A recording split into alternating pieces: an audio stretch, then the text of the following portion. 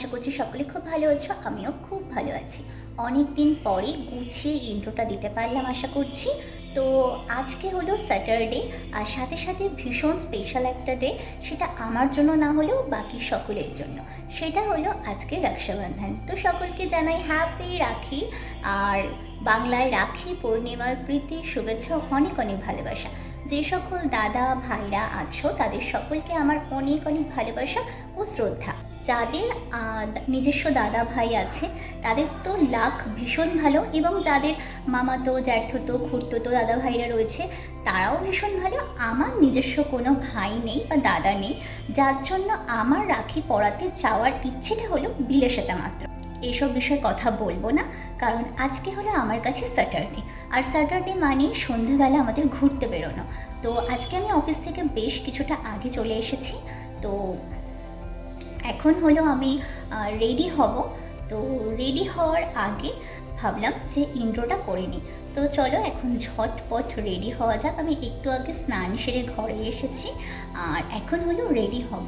তো রেডি হয়ে তারপরে তোমাদের সাথে আবার কথা হচ্ছে। তো চলো এখন রেডি হতে যাওয়া যাক।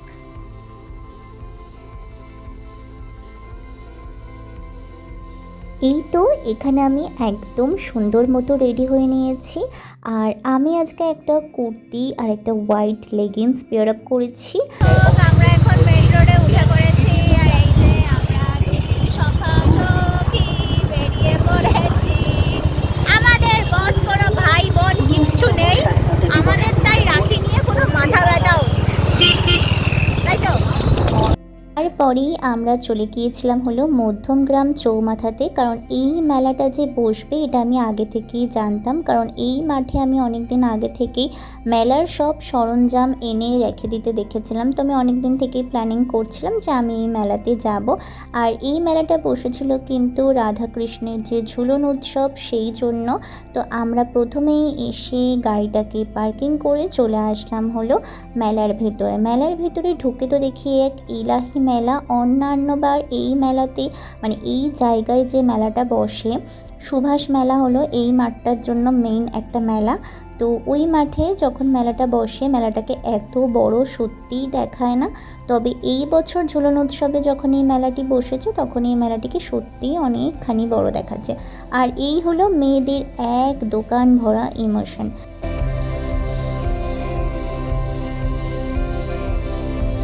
চলো এখন ঝটপট ভালোভাবে মেলাটা ঘুরে দেখা যাক, আর সাথে তোমাদের সাথেও শেয়ার করি এখানে কি কি দোকানপত্র বসেছে।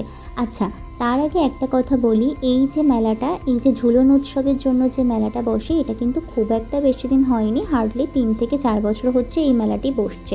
আমার যতদূর সম্ভব মনে হয় যে এটা 3 বছর ধরে এই মেলাটি বসছে।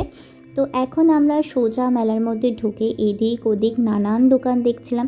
আর মেয়েরা তো মেলায় গেলে খোঁজে কোথায় ভালো কানের, কোথায় ভালো চুড়ি, কোথায় ভালো ক্লিপ।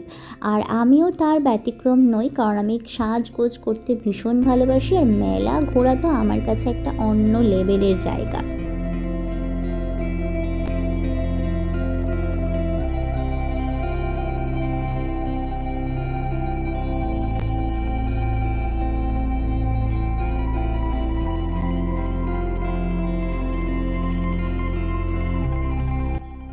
দিকে আমার ক্যামেরাম্যানের অবস্থা দেখে বড়, একদম ক্যামেরাকে নাচিয়ে কাঁপিয়ে একাকার একটা অবস্থা। যাই হোক, যেমনই হয়েছে তেমনই ভালো, নেই মামার থেকে কানা মামা ভালো।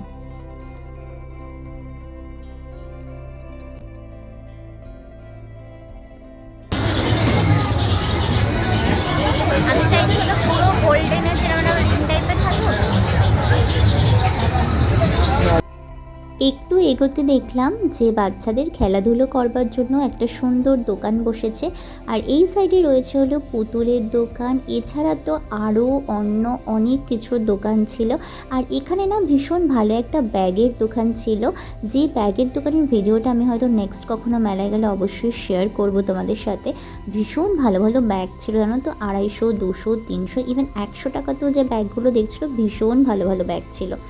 তারপরে এই পাশটায় আসতেই দেখতাম এখানে নাগরদোলনা, তারপরে ব্রেক ড্যান্স, অনেক রকমের দোলনা বসেছে যেগুলো সবাই চড়ছে এবং অনেক জোরে জোরে চিৎকার করছে।